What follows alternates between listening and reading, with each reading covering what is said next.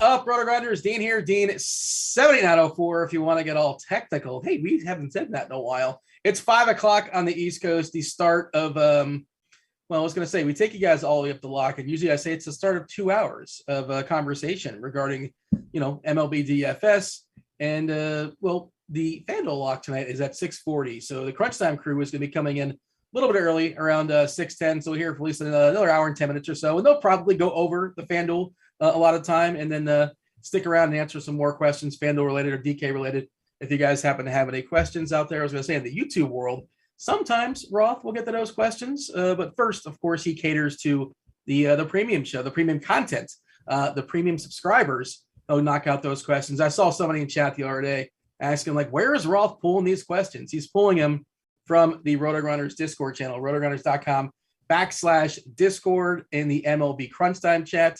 I'm joined today by, big Boston homer. Let's see, what else we could say? Oh, new MMA expert, Kirk Dees. Better tweeter these days than he is normally, because he did put out a tweet today. The tweet game is improving. We'll give him that. But, yeah, Kirk Dees, and we're not hedging, right? No time soon. You're going to be cashing another house or another nice car on these Celtics? 1 second. Can you see me? No, you disappeared. I don't know what just happened to you, but no, we got to fix the video now. I mean, I see you. I think you're going to go down. Well, talk to producer Steve, and they'll sort of there we go. Walk you through what I imagine. But we're back. Yeah, I was giving you this big old introduction, like you're an MMA expert. You won what, 50K the other day in MMA, so congratulations on that. Life is good for you, I imagine. Not right now. Did I lose you again? I'm right here, man. I see you in here. Okay, we're good. All right, yeah. That was a nice UFC. It was a hell of a sweat. So ever since COVID started, I've really gotten into UFC. I'm not saying I'm the best at it DFS wise, but I bet on a lot of the fights and I watch them religiously. But that was a hell of a sweat. So basically, it all came down to the last fight of the slate. Oh boy, here we go. Do you have anybody in the fight, or you have nobody? You're hoping for just some dancing, basically. Your camera's jumping all over the place. Not like I know it's a plug issue, so I'm trying to. You win 50K. You can't afford a plug. No, I just hit it. Is what happened. Now I'm gonna have to start the video again. 1 second. Producer Steve's, he's on top of it. He's a professional. He's gonna get us back on track. All right, we'll power on through. But yeah, talk me through. All right. Anyways, the sweat was this. So basically, I faded the main event on that lineup, and I needed to avoid basically 103 or 104 points from the last fight, which was a heavyweight bout. So the worst. So basically, it was probably going to score less than that if it just got through the end of the first round, or maybe into the second. Ways into the second, because the heavyweights don't have the same type of volume. They don't usually score. It's usually all front loaded if they get the knockout in the first round. Well, in this case, he got the knockout in the first round, but the ref.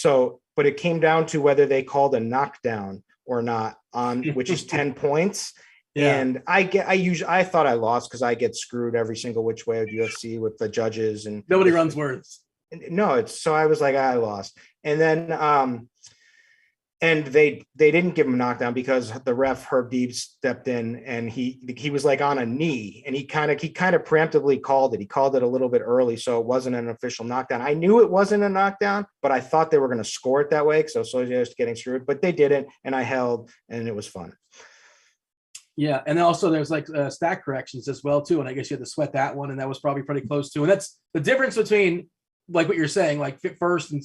I imagine, and then sometimes it could be like 40K or 45K, right? Well, you could have. I would have won $1,000 if they credited a knockdown. So it was 50 grand. It was a 50 grand, sweat right there on that. Like what the ruling was. You would have been completely miserable winning $1,000. Oh yeah, no doubt about it. Life is about expectations, man. When you're expecting 50K and you get 1K, it's like, it's pretty rough. I'm not really happy about it. We got a baby slate tonight. Fanduel, I kind of teased it at the top of the show. Fanduel is including the return of Steven Strasburg. Strasburg back on the mound tonight in Miami. So that's why we're coming on. Well, we're going to be stepping aside a little bit early for the Crunch Time crew in about an hour or so. You got DerekCarty. You got Kevin Roth, chief meteorologist, and I believe TJ will be joining him as well with his Spidey bombs. Hey, let's start those likes off. Let's kick them going. Hit that like button if you guys on the YouTube. Subscribe, turn on those notifications, but really you're going to be asked a like goal of some sort. Let's kind of get there before TJ even comes on. Let's surprise him. Sure. Why not? What are you laughing about something, Kirk? What's going on? Yeah. We're going to get like 5 likes. Well, is that not enough? Well, because the audience grows progressively throughout the show. So like right now, there's not as many people watching the show as there will be in an hour or so. So that's why TJ gets to swoop right on in and like as a big hero collecting all those likes. And he gets the credit, Because, but are you saying you deserve it? You think you deserve it? No, I'm just being a jerk. I'm just pouting. I'm trying to sound like an old curmudgeon or something like that. But I've noticed that a lot out of you lately. Me being a jerk? Yeah, with once the Heat lost, like the Florida Panthers lost. It's just a different. Hey, we're rocking the Panthers hoodie right now. Represent. I'm okay. It's sad. That's sad. What? It's okay. I'm fine. It's if my team doesn't win, it's no worries. I haven't thought about the Heat since the last person asked me about the Heat, and that's why I answered the questions. But I did listen to a little bit of Duncan Robinson's podcast today, just ironically enough. But but you're not. It hit the algorithm. I was on YouTube and it popped up. I'm like, okay, I guess I'll listen to this a little bit. And I was curious what you had to say about basically getting benched. But yeah. So I told you that he played. I knew him before he went to. I knew of him before he went to Michigan because he played in this street basketball festival down the street here, which was like an underground gambling thing. It was like it's like a bunch of teams. It's like a tournament that goes all weekend, and there's like DJs and food, and it's on like the street court here, and it's like they play for money. And they get refs, they hire refs and whatnot. But Duncan Robinson was brought in, and they won one year, and he was so good. And I was like, this kid is nasty. Who is he? And I think he's either from New Hampshire or Maine, somewhere. I think New Hampshire. They're talking about New Hampshire, so I'm pretty sure that's where he's from. Yeah, and he came in, and then I noticed him on Michigan, and I was like, oh my God, that's him. And then he became a Heat. Undrafted. I think he was an undrafted free agent. I'm fairly certain. The Heat just have a way. The Heat culture. They have a way of creating those players just kind of come out of nowhere, like a Max Strus, somebody that the Boston threw away. They didn't know what to do with him. And, he's developed himself to a fine little player along the way. Robinson, another kind of guy like that. Haslam many years ago. The Heat culture is real. All right, the slate tonight. Hey, let's do this before we kind of fully dive in. We got an hour. We could knock this out in 20 minutes if we really wanted to, but here's what I wanted to do. I want to ask you, like, basically some of the expert survey questions to kind of set the table. On. I don't do that. What do you mean you don't do? Well, you can answer the questions. I haven't been paid for that. That's you don't have to write. My agent says no. Well, I'm going to repackage these questions in a way where you don't realize they're expert survey questions. All right. I don't know. So, again, before we fully dive in, but like at the top, like your favorite hitter on the slate, nothing to do with stacks, nothing to do with cash, just like who's your best hitter? The best guy, with the pizza wood and going to the plate tonight is who? I have two. Okay, give me two. So it's either Jose Ramirez or Aaron Judge. Now, is that more of like a cash game approach or tournament approach or anything? It covers all of it. those are the best plays, right? Like the most upside in the best spot. Gonna be a lot of ownership on those guys, but like, I would be fine in cash with either of those guys. Yeah. Picking on Kaprielian on the Oakland side, perfectly fine with that as far as J-Ram, and he's been especially vulnerable to lefties. Lip made a good suggestion. Eric Johnson, also known as Lip, he's been banned from every site. He's including Rotogrinders, but he's back. He was ecstatic once the chat came back to YouTube because he could now be on it as his real name. But anyway, I mean, even he got banned from Tommy G's chat. Like, I can't even imagine what you have to say. What do you got to say to get banned from maybe that truth? Chat? I don't know. Yeah, good one. But anyways, he was saying that Chad Pinder could be the Aaron Judge. No, that's a bad thing. You had this whole build up. Every single day he's in here and he's like, stack the A's. Whatever the worst offense is, he's like, that's the stack. Whatever the worst pitcher is, go against him. I mean, it's an interesting approach in baseball. It's a small enough slate where you can do it, right? And we're not really sure what Connor Pilkington is. He's just been kind of all over the place as far as like what he's done in the minors and the majors and just inconsistent, and that's a small sample.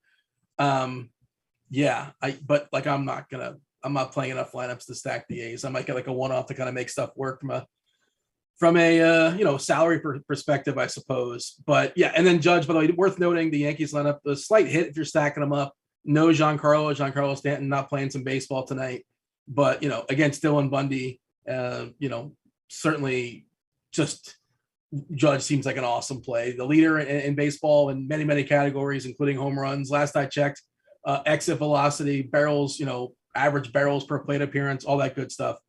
But all right.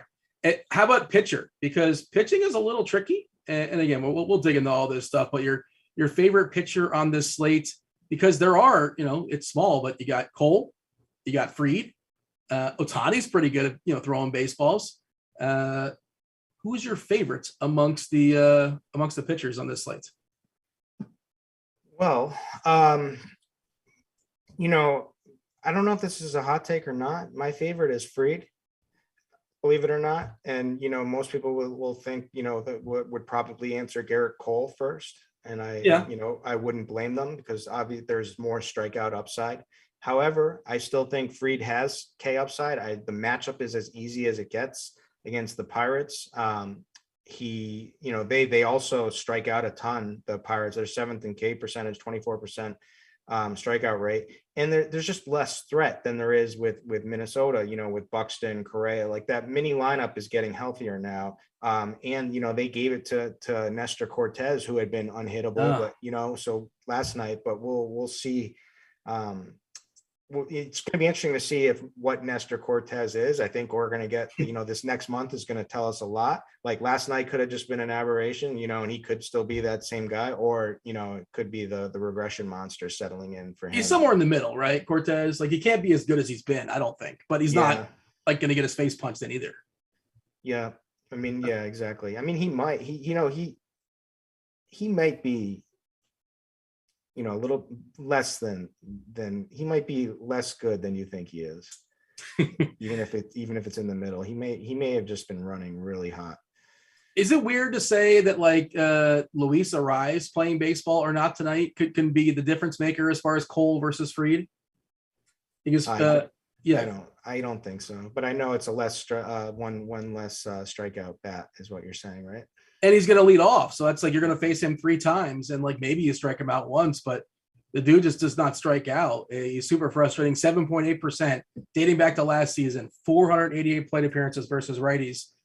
He'll take a walk as well. His batting average has been awesome this year. Like, he's probably not going to homer. He's been lucky for BABIP. Good for him, but he's just annoying. I'm starting to think we stack Minnesota is where I'm going to end up by the end of this show.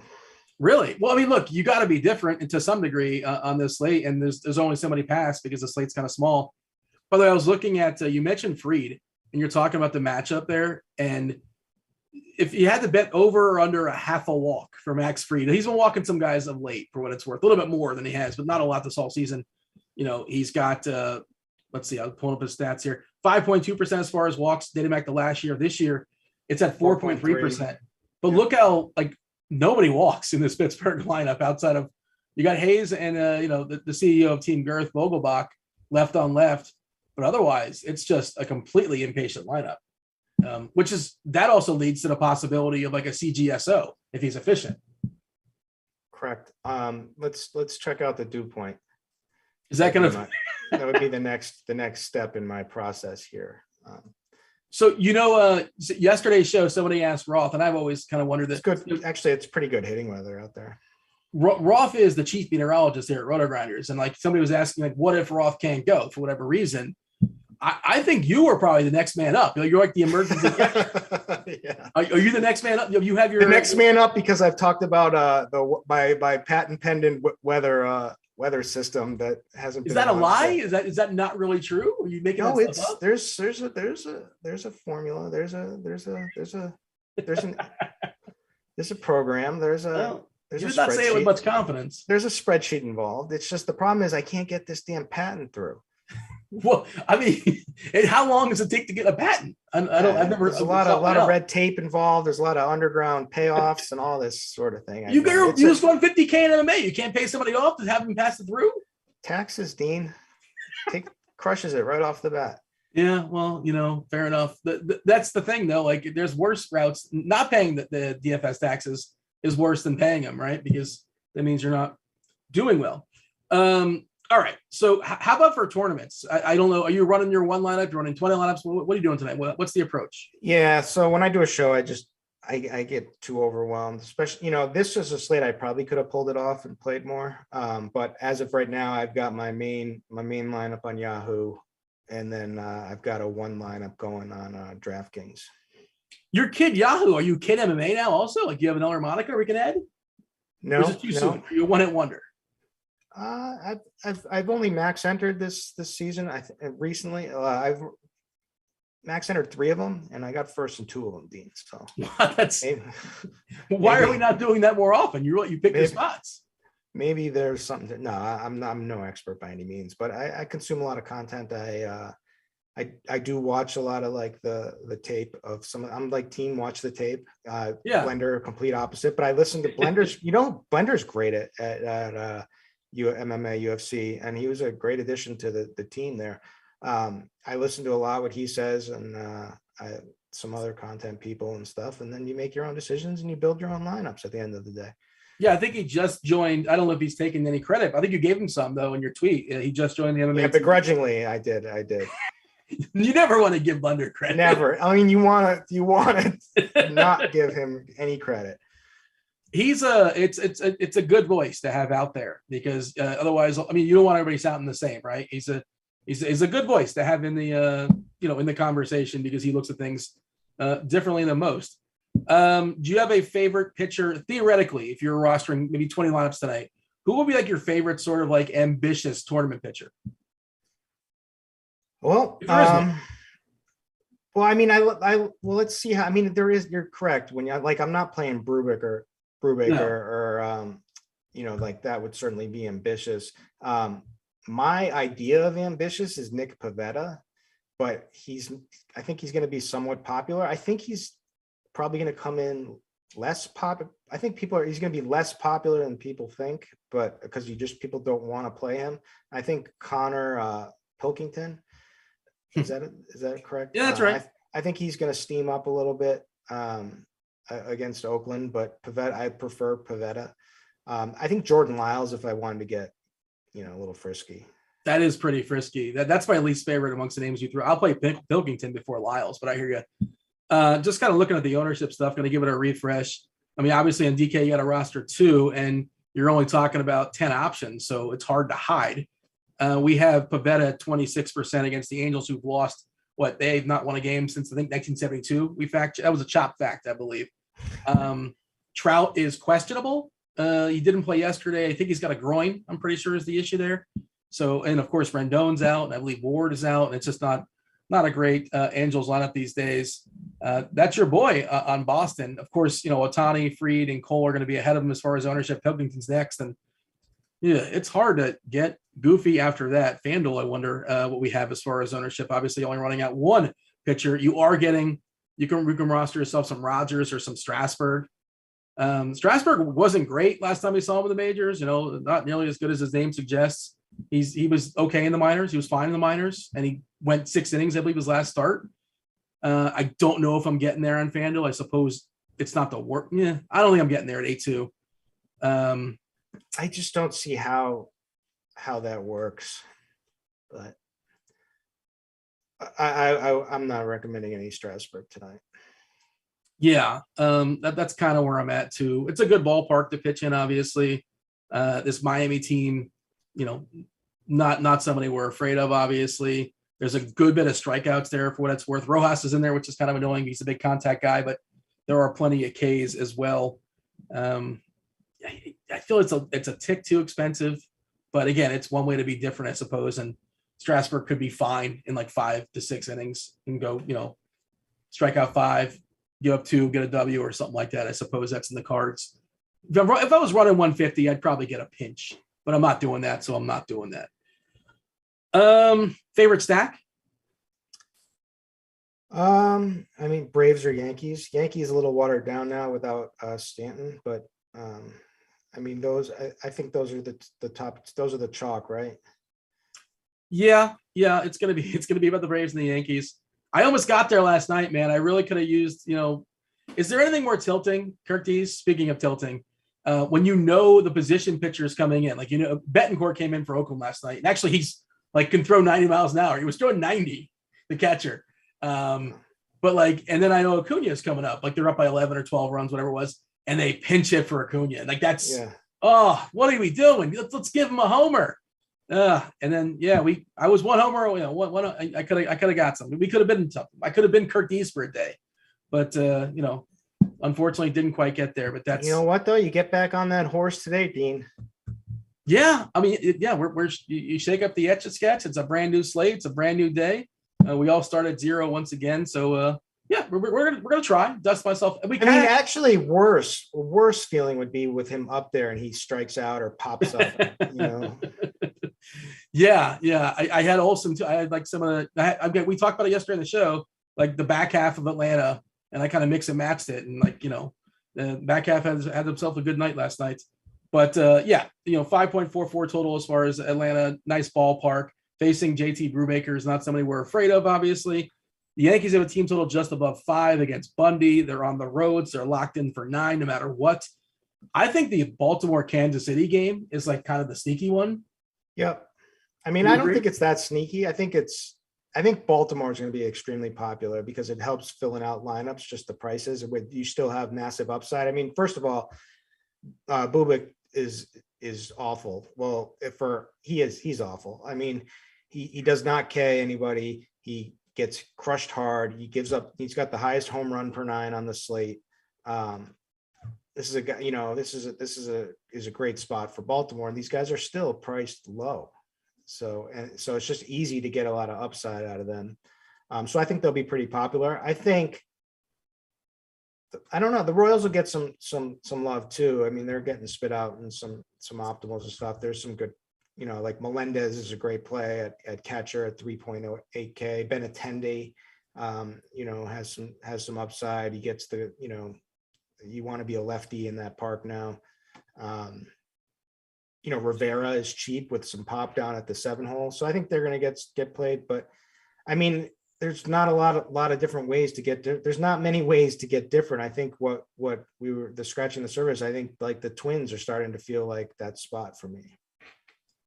Well, Cole will give up the random homer, of course. He's kind of a reverse splits guy too. So maybe a righty power guy in the Minnesota side. Who's your favorite bat to throw at Cole? Like if you're not stacking it, you're kind of one-offing it. Is it like Buxton? Yeah, probably Buxton and Kepler. Gary, maybe Gary if he makes the lineup here as the old the catcher versus your old pitcher. Revenge game? Yeah. The chat wants to know, Herbert specifically, are you going to be able to fill the shoes of your boy Chop? Are you going to have a BBP special for the people? Chop, I never get on the air with a show without Chop. I always get the DM from him asking him. It used to be right in the secret chat, but I've left secret chat. So now we get it up. Are you still officially you're out? You've not come back in? I leave the chat and I go on a heater immediately. And Joe Holka pointed me in the right direction. Get rid of all this negativity and good things will happen. And here I am. But you were saying there was somebody in that chat you were in that was like actively rooting against you, openly rooting against you. How angry is that person when he saw you win money in MMA? Oh, no doubt about it. He was angry, 100%. It was terrible to him. I can only imagine what they were saying in that chat. Well, does Chop still send you like screenshots from the chat? He probably still is like, Chop keeps it tight. You know, he doesn't want to break any rules. Vegas rules. What happens in the chat stays in the chat. That kind of thing. Yeah. Fair enough. I would be much more open to breaking rules.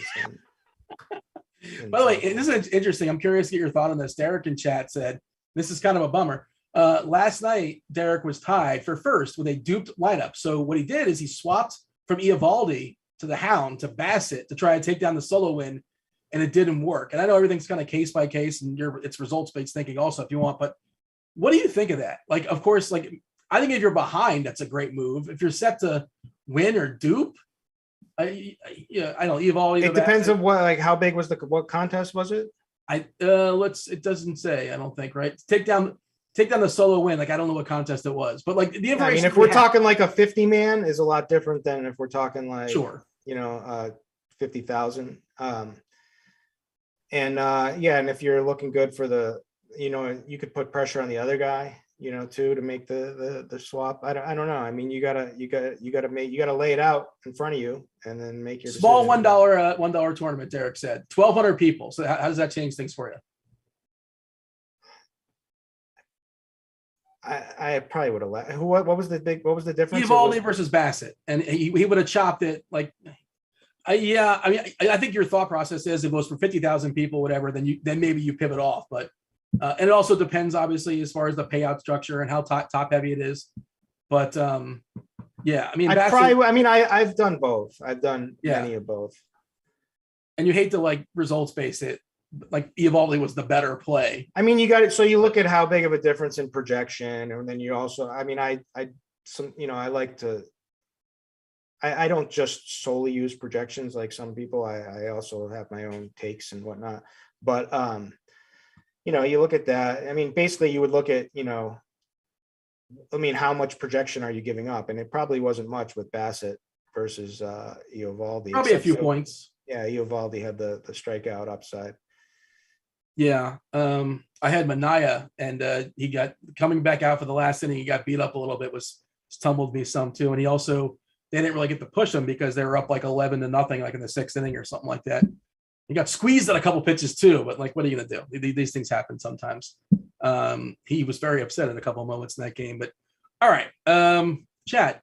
Do throw out some questions, throw out whatever's on your mind. We'll do our best to knock those out as we progress throughout the show. Again, crunch time's coming in early. They're coming in at like 10 after 6. You got TJ, you got Carty, you got Chief Meteorologist Kevin Roth taking y'all up to the Fanduel lock at 6:40, probably going beyond that to knock out as many questions as possible. Of course, DK does not start until 7:10 with the Oakland-Cleveland game. What a mitzvah for us though, huh? Right? We don't have to stay on for that extra 20 minutes. Well, yeah, and I get to make my Fanduel lineups, up to 6:40, and then at 6:40 I'll jump over to DK. So it kind of works out. Hey, this is what I'm talking about. I leave chat and everything's coming up Kirkwood. You know what I mean? It's all. Oh man, it's like your own little. It's like you're like Larry David in real life, right? Is that what's going on? I feel like that was like that's like a Curb episode. What's going on with you on your Discord? Could be, yeah. I don't know. You're a Curb fan, right? I'm not throwing you off. Curb's my favorite, like my all-time favorite show. Yeah, it's coming back. By the way, it's up there. I mean, what a phenomenal season last season. Never disappoints. And I always go back and I rewatched millions of them. We want to talk about your favorite Curb episode. Let's go. The doll. What's your favorite crazy idea? My number one is the breakdown lane. Which one? The breakdown lane. Oh, is that where he picks up the lady of the night to get to the Dodgers game on time to avoid the traffic? and he takes her to the game. He also buys weed for his father. Yes. And his father smokes weed and because of the glaucoma. And then he's in the bathroom arguing with himself in the mirror. And he's going, I told you not to eat the red meat. You didn't eat the red, he's all high. And then the father, all of a sudden he can see, and you got the woman right there next to him. You know the backstory of that episode too, right? When they filmed in Dodger Stadium, I'm sure you know this. There's even a documentary on Netflix about it. There's somebody accused of murder on trial for murder, and they said their defense was, "Hey, I was at the Dodger game, and like they happened to be shooting Curb Your Enthusiasm, and like there seemed to be a really good chance like he was in trouble if they didn't find the footage. They found the footage of him being in the background, and then he was found innocent. But that's." Man, that's Palestinian chicken is also another favorite of mine. That's a classic as well. Speaking of that, everybody, let's give a shout out to our new sponsor, Naked HD. Thank you for.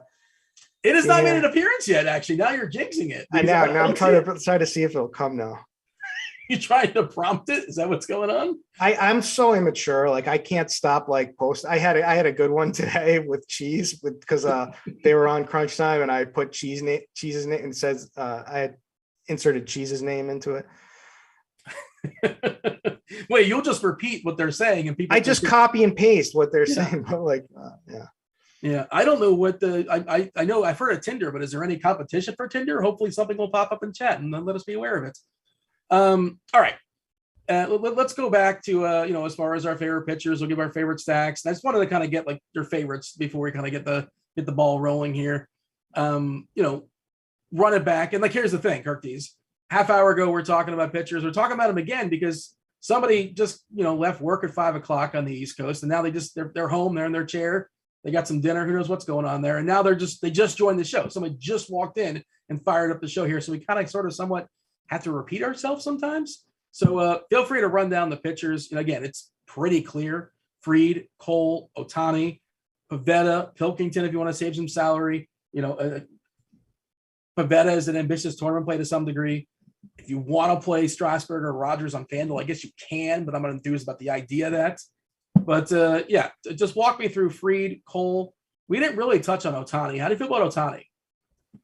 Well, I mean, he's a high variance pitcher. He's got electric stuff. He's also can, fall apart out there on the mound. When you look at it from this season, he looks great. I mean, we're always saying like, oh, walks with this guy, but he's got a lower walk rate than Cole on this season right now. He's got a 33% K percentage, which is wonderful. He's got a lot of upside and he's cheap, right?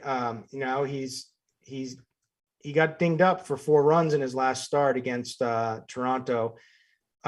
He then came out of it nicely. He had, really high swinging strike rates on his splitter and on his slider, which is what he needs. So he just kind of had a rough inning and then weathered the storm and came out of it. We just got to avoid that rough inning. So I like him. He's cheap as can be on DK.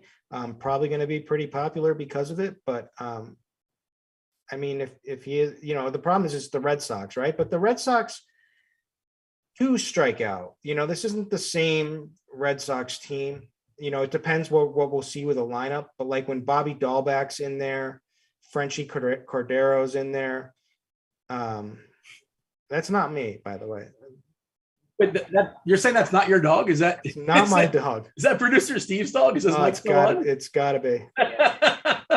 Love it. Love to hear it. That's funny. I didn't realize his mic was on. Maybe he just nice not to be the guy with the dog freaking out at the moment.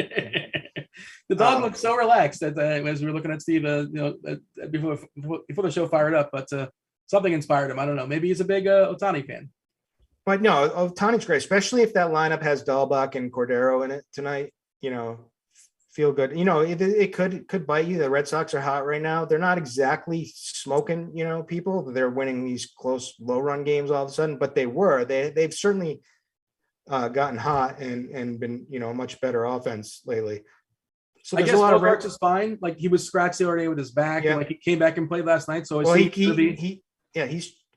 He got dinged up in in a collision in the outfield on a catch. But yeah, he's fine. And you lost Enrique Kike, went on the IL as well. Yeah, so that's why. So like, you're gonna if they lead off Franchy Cordero is horrendous. He is an auto K unless he hits a bomb, which is possible. But if he especially if they lead him on, I mean that has to be the worst leadoff hitter of all time in my opinion. There's Vogelbach, there's Cordero. How dare you besmirch the good name of Daniel Vogelbach? What are you talking about? I mean, that guy's so funny looking, right? He's just he's done, you can tell he's just done a lot of things, a lot of supplements. What are you implicating? A lot of supplements, like, He's seen his share of the hometown buffet. Is that what you're suggesting? I don't know what I feel like he's eaten a lot of supplements and then he got a contract and stopped eating the supplements. And then the weight comes on, like pours on, and that would be my guess. He's like the Jared Lorenzen of baseball. Is that what you're suggesting?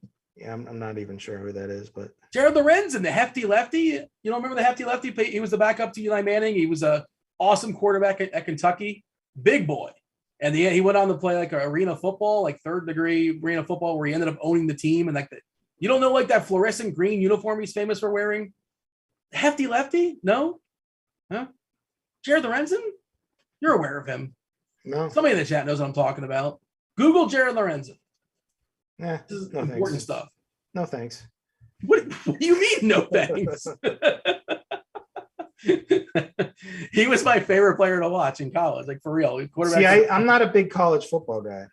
At the time I was. I no longer am, but at the time I loved college football. And he was just he was a joy to watch, and he would get destroyed because Kentucky. I see him number 13 passing, looking like a quarter. He was a quarterback. This guy. Yeah, he's a big boy. Yeah. He looks like a lineman. Yeah. And then again, he got progressively.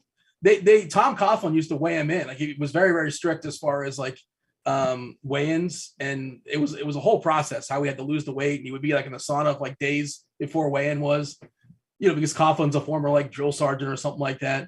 When he was a Giants coach, but yeah, he was a joy to watch in college on Kentucky. But it's all right, we're derailing the show, Curtis. But the other thing with Nick Pavetta, I don't think he's very. I mean, this guy's been great once he turned a corner. 1, 2, 3. Over his last 6 starts, he's been really, really good. And I've watched him, and you think he's going to fall apart, but his stuff is great. And if you just look at his numbers on this season, you don't get the highest K percentage, but you do get an extremely strong matchup for Ks. And with Trout out, that's a plus. His walk rate's a little higher than the elite guys here, but this is a lot of this is being held down too from those earlier starts. So yeah.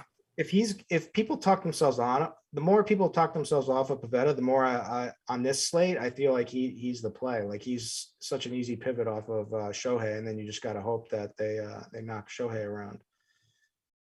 Lorenzen Big Boy was typed in chat, and it was held for review. Like, what are we reviewing there? Yeah, but naked HD, no problem. No problem. Here you go. Right this way. Feel free to post a billion times. I mean, they've gotten, like, it started out, Naked HD was like, Twitter's out, Naked HD is in. Then all of a sudden it's like, you want a cheap F, like. They went next level. Like they just went for it. They're like, oh, look, we're getting away with it. Boy, that escalated quickly. Google Jared Lorenzen, River Monsters, by the way. That's what you want to Google when he played for the arena team. And he owned the team, actually. I think he was the commissioner of the league, too, which seems like a racket. It probably shouldn't be. Maybe I'm saying that incorrectly, but at some point, I think he was at least an owner of the team and possibly the commissioner of the league as well. And they couldn't find a quarterback, and he said, screw it, I'll be quarterback. And he was a big boy when he was a quarterback. All right. That's going to be held for comment as well, an evaluation. So we're going to talk to – go ahead. What do you have? You want a little 1%, a little 5% play in MMA tonight, and I said I wouldn't play him, but it's Brubaker. Has not put it together yet, but he has like the pitch arsenal to rack up some Ks if he could put it together. Atlanta has a lot of Ks in that lineup. They also have a lot of pop, and they're probably going to smoke this guy and get into that pit bullpen, which is bad too. But it's a 5-game slate. We were looking to be a little different. So Lip, get those lineups and start them with Brubaker.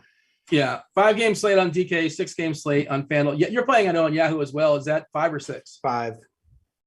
Yes, they're cutting off the first game as well. Shout out to producer Devin. Schwarber apparently hit a bomb, and now he's in 3rd place in the $1 DK single entry. So there you go, Devin. Take that down. I don't know if it's over just yet or if it's lurking. Wow, the Dodgers all of a sudden put some runs up too. Oh, there's still games going on. Yeah, 10-7. White Sox are down versus they're down 7-10, bottom of the 8th, couple guys on. Philadelphia up 6-2. Colorado, San Fran not on the slate. Before we talk about go around the horn and give our favorite players at each position, we do want to mention you took the time to give some people some winners for Stat Hero today. If you guys are not aware of Stat Hero, it's a unique fantasy sports platform that allows users can compete against the house. You're competing against Stat Hero. You're not competing against Kirk D's. You're not competing against me. We can get to that in a second, by the way. You can compete against me and get 1 week free of RG Premium. Let's tease that for the people. We're going to be doing that shortly as well. But on Stat Hero, it's head-to-head style against a lineup that Stat Hero provides. Pick'em style contest. They also have survivor pools as well. You took the time to give the people something that you happen to like. Also, if you want to play on Stat Hero, get yourself a deposit bonus up to $250. You get 50% deposit bonus up to $250. So my math here, my UCF math says if you deposit $500, you'll get a $250 deposit bonus on Stat Hero. And what do you have, Kirk D's? You got some winners for the people? Yeah. So what I did basically, it's basically it's a 5v5.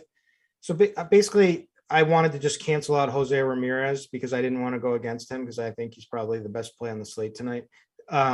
And so basically by doing that, then it's basically ends up being 3 of my Braves.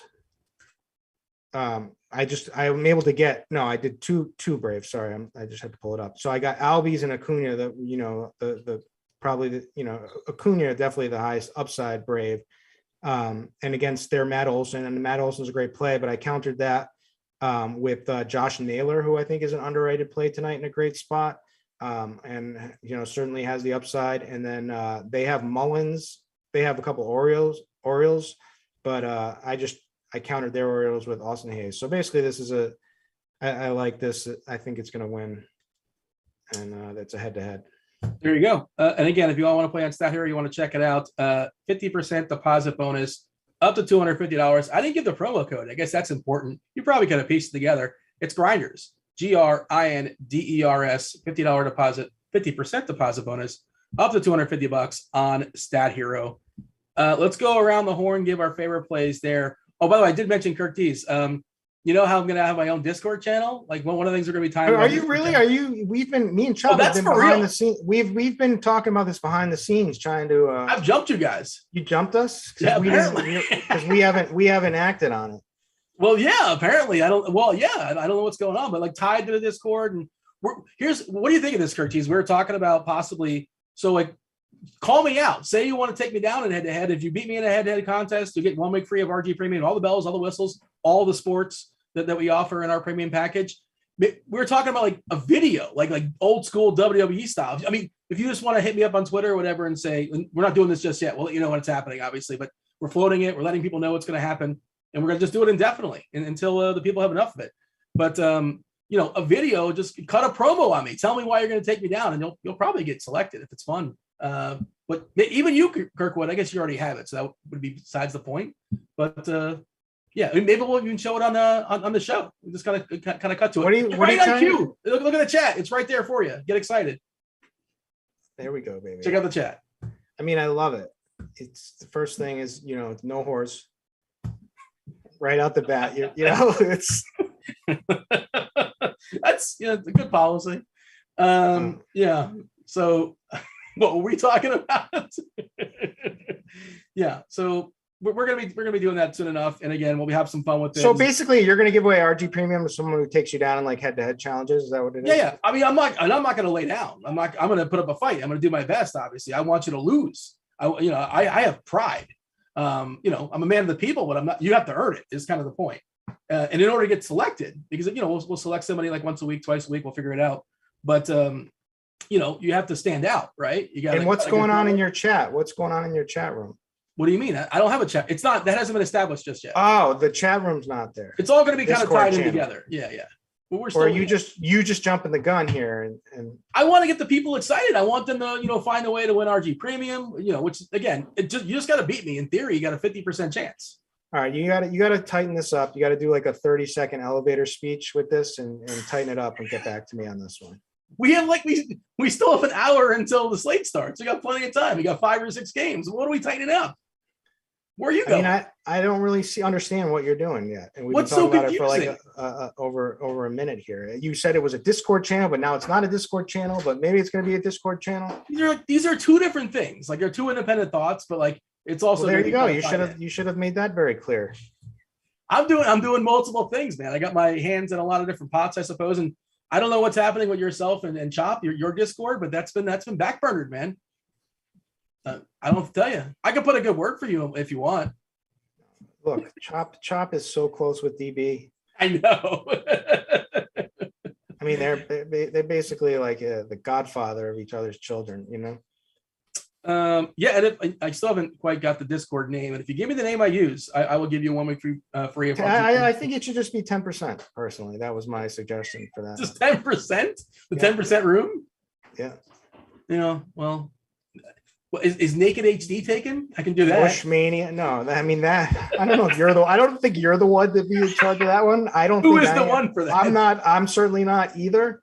Chop might be a good candidate for that. He did work in a strip club for a while back in the day. He was a DJ, right? Yeah. Or no, he was a bouncer. I don't know. We got to get him back. I mean, there was rumors that he was the bathroom attendant, the mint and cologne guy, but we got to get him back on. That's a rough job, man. I see TJ in chat. That's a good time to remind y'all to hit the like button. Hit the like button, subscribe, turn on notifications. TJ will be coming in with Chief Meteorologist Kevin Roth, DerekCarty. They're jumping in about 25 minutes or so. And, the more likes we get, the more Spidey gives out his homers. And shout out to TJ again. He had Bryce Harper was his guy last night, and it took him to the 9th inning. He made it suspenseful, but, it was Spidey's guy. I'm doing air quotes here. And, that was his call. And Harper banged out a homer. And, sure, and it made some people some American dollars. Your favorite catchers this evening. Give me the long list, Curtis. Who do we like as far as catchers tonight? All right. The guy that I've been focusing in on because of the price is Melendez. But Salvador Perez is one of Chop's 2 favorite BVP plays of the day. Okay. He said it's a nice sample size. Let me pull it up though. Let me see what his definition of it. So he's got 11 at bats with 2 home runs. Wow. So it's all or nothing. He says, you're not looking to grind out singles or anything with this one. You want the home run. So that's one of them. But he's dirt cheap on Yahoo too. So crazy over there. But so I like him. $10 over there. What is he? 12. He's been 9 like for the past week, but he's creeping up now after a couple of multi-homer games and whatever. Sean Murphy for DK, 3,400 batting cleanup, has the platoon, guy who does, Pilkington. Okay, so Pilkington looked horrendous in his first start. He did not 2 starts ago against Detroit. He did not look major league ready to me. I was like, this kid sucks. It's terrible, right? Send him back down. He's got a lot to work on. Then he comes out and has a great game against Kansas City with 8 strikeouts. Looked like a completely different pitcher. Who's to say he doesn't go back to this, what he was against Detroit? And in which case, I think playing some of these A's is actually pretty good. And Murphy is probably the best play of the bunch. So to your point, I'll just read a little blurb in Cheese's article today. And he basically said, Pilkington, the one constant is, he's facing the A's, and the A's aren't very good, but we don't know what he really is. He's struck out 23 batters in 17 innings so far in the major leagues. Fantastic. 15.3% swinging strike rate. That's really good. 9 walks in 12 innings as a starter. That's bad. That is not fantastic. 4 starts in AAA this season, 17.5 K rate. Terrible. That's not acceptable. In AA last season, his Ks were 30%. Fantastic. So I don't know. We don't know what he is. He's kind of all over the place, but I'm for sure okay throwing some darts we have some lineups. Arise is in the lineup for Minnesota, which annoys me. He's leading off. I think that's a slight downgrade to Cole. Not saying I won't play him, but just a slight downgrade. And the Angels lineup came out, and you were talking about like the worst possible leadoff hitters. Well, here's another contestant for you. Juan Lagares is leading off with the Angels. Ohtani. I'm on board with Juan Lagares. You're excited about Lagares. He got me a min price homer like a couple years ago for like a lot. Well, I mean, okay, so indefinitely, like you think he's like I'm forever indebted to this man. So, more importantly, by the way, Trout's not. I mean, is the this point. is Stassi's batting third. It's better than Duffy. And where's Duffy batting cleanup? He's on the bench. Is he batting cleanup? Is he okay? Good. Yeah. Lagares, Ohtani, Stassi, Walsh, Adele, Thomas. Who's Thomas? Last name Thomas? Who is that? An outfielder for the Angels. I just see the last name. Do we know who Thomas is before we click on it? Was Lane Thomas traded and I wasn't aware of it? Dylan Thomas is a person. Do we know who Dylan Thomas is? Is he anywhere in the player pool? And what are you? This is on the He's Angels? 2K on DK. Dylan Thomas. Has he played baseball in the majors? I just missed this guy. Do you know what I'm talking about here? Fire him up. Yeah, I'm trying to see. Because I'm not aware of this person's existence. 29 years old. And is this his MLB debut? He played baseball for the Mariners last year. He had 9 plate appearances. And that's it. Everybody just go all in on Nick Pavetta tonight. He's shown a little bit of speed. He's got some speed, a little bit of power, not really though. Yeah. So this is what you do when you have a 15-game losing streak. You got to go all out, break in case of emergency, call Dylan Thomas. It's going to save the day. All right. Just, you're right. Pavetta gets a boost with the absence of Mike Trout, obviously. Stassi batting third, by the way. Does that change things as far as catchers? Makes it a little bit more appealing, I guess. He's in the mix anyway. He's 3,900. Sure, batting third, that certainly helps him out. I mean, there's a lot. Catcher's fine tonight. You can go whatever which way. I mean, Darnold, depending on the site, Darnold is cheap on Yahoo too. That's another reason I was looking at him. But you got Salvi at the high end. You got Melendez, who's like the value, you're getting a good bat outfielder at catcher position. Sean Murphy's batting cleanup. If you want a dumpster dive, Robinson Chirinos has home run upside, against Bubik for sure.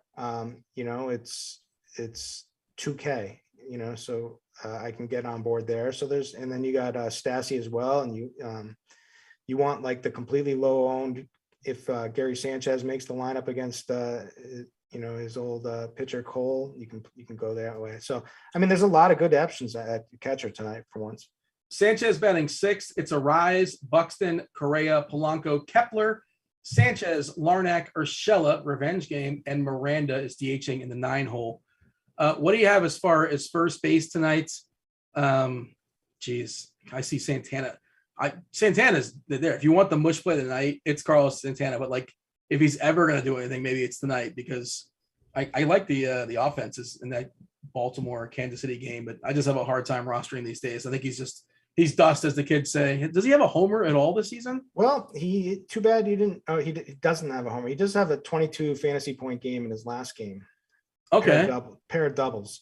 So one could say he's heating up. I wouldn't say that.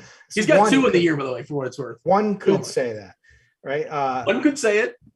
One could say a lot. Certainly a potentially washed candidate, for sure. But also, Lyles is very hittable. He's going to be, batting left-handed. He's going to have, the good side of the park for that there. And is Casey distinctly better for homers on the left side? I don't think. Sorry. You're right. Sorry. Wrong. I was thinking, never mind. It's a cookie cutter, right? Isn't that ballpark basically the same no matter lefty or righty? Or you're thinking of Baltimore. You were thinking of games of Baltimore. Exactly. I was thinking of Baltimore. Yeah. Okay. Because I thought I heard you say it before, and I was like, did I just miss something? Yeah, I got flustered. I had them turned around. So who do you like at first? You like Rizzo as a spend up? Rizzo versus Olsen's kind of a tough call, and I guess maybe your stacks will kind of figure that out. Mountcastle, I think, is a pretty good cheapie for what it's worth. Yes, for sure. Also, Josh Naylor is he got cleanup. He's batting cleanup in this spot. I think this is a great spot for Josh Naylor. I picked him in the stat hero. I like it. Mountcastle is going to be the chalk probably because he's just 3,100 and just makes it so much easier. But there's Rizzo, there's Olsen, all these options are good. Carlos Santana doesn't make you feel good, but at 2,200, if you like your overall lineup, I can get on board with that for sure. What about the keystone position, second base? Who do you like? Man, LeMahieu just doesn't look right, but he's not good. 4,400 batting first. Sure. Albie's probably my favorite, even though he's batting sixth. Tony Kemp is completely cheap. If you need a punt, you get the lefty, which is never really that good, but you could also go to Jed Lowry at 2,800 batting third, who is a switch hitter against Pilkington. I could do that. Gleyber Torres is probably not going to be owned, but this is a good spot for the Yankees, but he's 5,300. But you can do so much with your lineups tonight. So you can kind of, we've got cheap players at every position, whether it's first base, whether it's catcher, second base. So you can kind of make whatever you want work tonight. Is it fair to say that second's kind of a weaker position tonight? I'll say in FanDuel, I like Jazz. He's expensive, but leading off there, again, FanDuel's including the Washington Miami game. Jazz is just electric. Speed power combination. Strasburg, not somebody I'm necessarily afraid of. I feel like in my head he's somebody you can steal on, Strasburg. Zach, can you confirm that? We can check these things, but I thought he's a guy that yields stolen bases. At least he did once upon a time. But otherwise, Merrifield, I like. Okay with that, but Albies I prefer against lefties, but of course you can play him tonight. Sure, why not? And like you said, LeMahieu is just the power is just zapped. Of course, he had those years in Colorado. Even in Colorado, he wasn't this great power guy. But I'm not rostering Kemp. I'll just say that. I'll go on record. I know he's cheap and algorithms are probably spitting him out just to make stuff work, but I don't think that's happening for me. It's also there's not much, like you said, this is a weak position. So it's really not that bad to have a leadoff hitter against a suspect pitcher with, also the bullpen potentially getting in there. So I don't mind it, but yeah, it's a tough, I think Albies is probably my favorite of all of them. What about third? Who's popping for you? Oh, Owen Miller isn't bad too. Third, Jose Ramirez is the top play. Doesn't mean he's going to work out though. And Austin Riley certainly brings a lot of upside to the table. Funny thing is last night I made 3 fades on Yahoo and I almost won. I almost won, but I did have a losing night. And I faded. My 3 fades were Austin Riley. And I had to play DJ LeMahieu, but the reason why I didn't want to play Buxton, who was chalk, and Correa, who was chalk against Nasty Nestor. And of course they Buxton. A better nickname than Jim Cott gave him. I don't know if you saw that. We'll move on. No, I didn't see that. What was that one? I mean, you can sort of guess and piece it together, but and Cortez was very polite about the whole situation, but Jim Cott gave him an inappropriate nickname on the air. But Ramirez is the best play at third base if you have the money for sure. That's super obvious. Correct. Riley's right up there. The cheap one is Emmanuel Rivera. He does have some pop. He's not the best hitter overall for sure, but he's cheap. Devers against Ohtani, always right. You can play Devers against anybody. Devers is a top hitter, and he's going to be low owned on this slate because he's expensive and he's facing Shohei, but certainly could hit a bomb. I'm still waiting for Josh Donaldson to hit one out in Minnesota, right? Yeah. He's not that good anymore either, but he's cheap, really cheap on FanDuel at 2.9. He's had a rough go of it lately for sure. Yeah, and he's also is he 35? I think he's kind of sneaky old. I feel like he's that's not an official mush play, but yeah. How old is Donaldson? Oh, they call him Nestor the Molester? Yeah, that's what he called him. I've used that myself. Yeah, I mean, what are you doing? Just because it rhymes,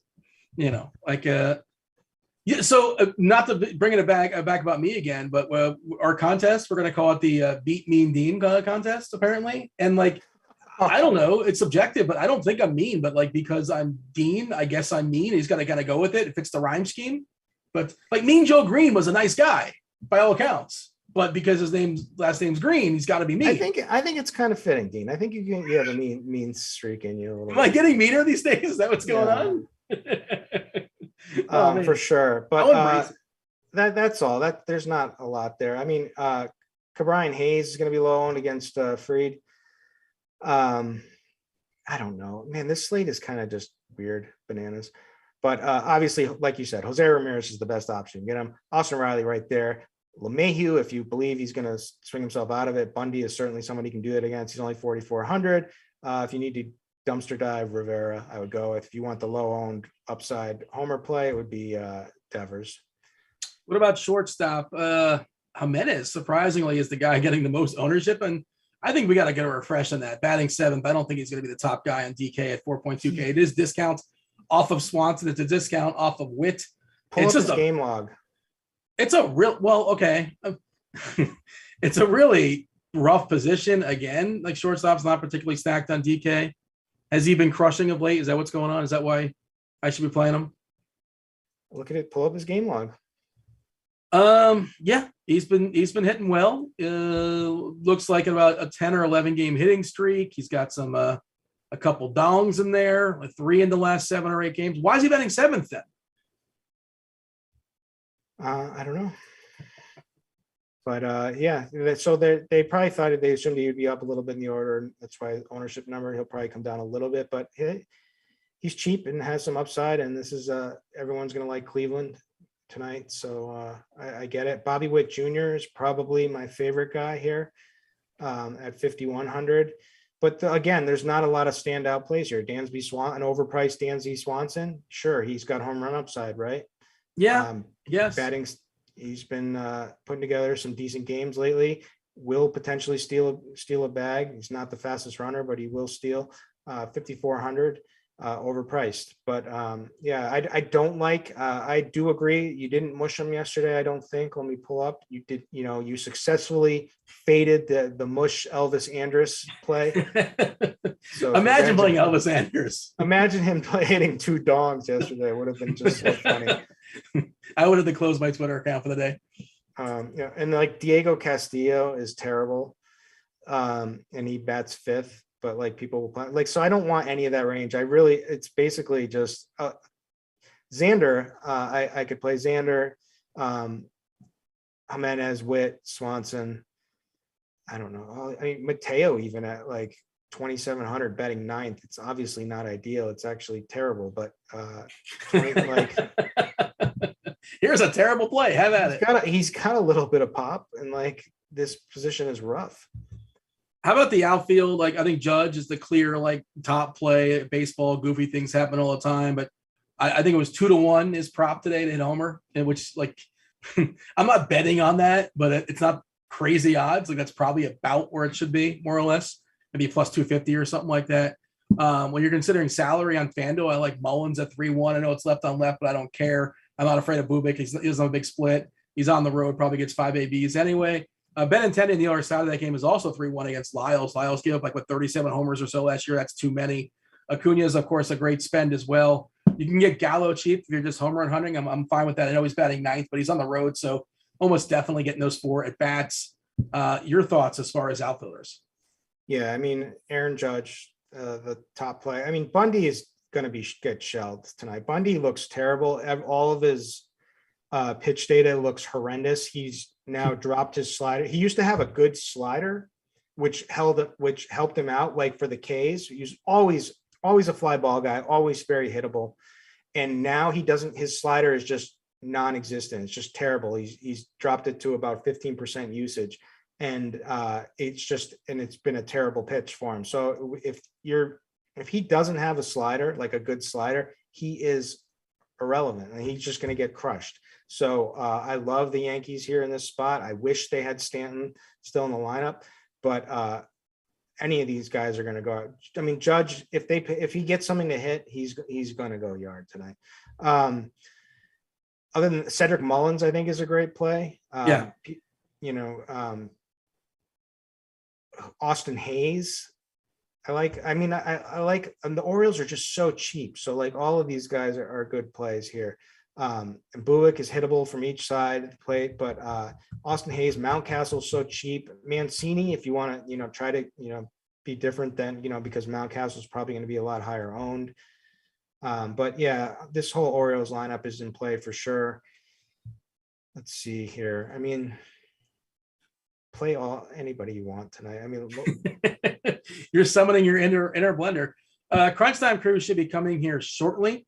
You got TJ who's lurking in chat already and pointing out the weird things that I'm saying, and that he was correct. That was a bad segue on my part. Before TJ gets here, he's going to ask for those likes. He's going to Spidey demands a certain number. I'm not sure if it's already been said or not in chat, but let's boost him up before he comes. Hit that like button if you guys are hanging out in chat. Do subscribe. Do turn on those notifications. Doing the free content for the people, and then of course, Crunch Time is coming up. Sponsored by Fanduel. You get the premium show with Chief Meteorologist Kevin Roth, TJ, and DerekCarty, CEO of the Bats. He'll give you the bat takes today. Anything interesting lurking in chat right now? Give me some homers. Give me some domes. Who's banging one out tonight? I mean, I already just said Aaron Judge is the easiest one ever. I'm going to say Melendez. Okay, that's a good one. Goes yard here tonight, and I'm going to say Austin Hayes. Yeah, I think that's so. Like you're kind of with me, and is that where that Baltimore KC game, because you don't really see a 9.5 total in KC very often, especially like Baltimore is not this imposing offense either. So it's two offenses that are kind of middle of the road. But Bubic and Lyles probably two of the more vulnerable, if not the two most vulnerable pitchers on this slate. It's got a little wind blowing out to left too. It's got a nice dew point, nice humidity going in this game. The temperature's fine at like 75 degrees. You're big on the dew point. Dew point is huge, I'm telling you. Roth is coming on in a few minutes. If you want to discuss dew points with him, it's kind of like the crossover crosstalk. No, I don't want to give any proprietary information. You're afraid Roth is going to steal your weather. Correct. Then all of a sudden my whole thing is done. Hey, Tom wants to know, do you have any interest in the Nats? FanDuel, yes, definitely. So I wrote them down actually as a potentially a good stack here when I was reviewing. So basically for bullpen, let me see here. Hold on. Let me pull up pricing on FanDuel. So, I mean, basically, you know, Nelson, you're getting a good Soto, you can always play. Nelson Cruz, you're getting the good against the lefty there. So you have to like that. Riley Adams for catchers is cheap, you know, down there. If you want to like play like a 0%, you know, literally 0.4% potential home run catcher on FanDuel that nobody will play, but I don't mind that. Josh Bell, Franco, all those guys. I kind of like the stack, but I also really like the Miami side too here, just because I don't know what we're going to get out of Strasburg. Strasburg, yes, he's done well in his rehab starts, but he was pitching in single A. He did pitch I think triple A too as well, but I don't care what he did in single A game, you know, like I could care less. So basically I don't know what he's going to look like. I don't know how deep he's going to go, but that bullpen is pretty bad. They're ranked 8th in xFIP and 14th in home run per 9. So yeah, you know, play Dean's Marlins here today too as well. Both sides of that game is interesting because I think that it'll go overlooked. I think most people aren't going to really play it on FanDuel. I don't think so either. I mean, you do get some cheap bats. So like obviously Garcia is 2.5K. That just seems too cheap for his power upside. Same deal with Aguilar. Aguilar is 2.5K. Jesus Sanchez, like you get a lot of power guys for a cheap price. The only guy in the Marlins lineup that's actually expensive is Jazz leading off. Unfortunately, did you happen to see the clip the other day of La Tortuga, Williams' studio, chugging around third base and scoring? I did when someone said this is what a peak athlete looks like. Peak performance. He's my favorite. Like he's just amazing. He doesn't walk. He doesn't strike out. He's in incredible shape. He's got incredible hair. He was in the minor leagues for a while, and of course he was on Minnesota last year. But yeah. What happened to the guy who like retired? Who was the guy from the White Sox who was like the same, who was batting cleanup and crushing for a little while? He was the very similar build. Yeah. Mercedes. Then he like all of a sudden retired or something. And then I thought they put him on assignment to the minors, and apparently he wasn't happy about it for some reason. And then he did threaten to retire, and I don't know what happened to him. But I think he was very much overachieving in the majors, and then he got exposed. Like in a small sample, he was good. And I'm pretty sure he wasn't like seen as like this great player, but just he had a nickname too, which I think helped. I can't remember what it was. Like what was he called? The Urminator or something? I'm usually good at that. I don't know. You're usually on top of nicknames, but yeah, a better one than me and a better one than Nestor Cortez, I'm sure. But yeah, we're still hanging out and waiting for the Crunch Time crew, I believe. Producer Steve, tell me, are they knocking on the door? I feel like they're lurking.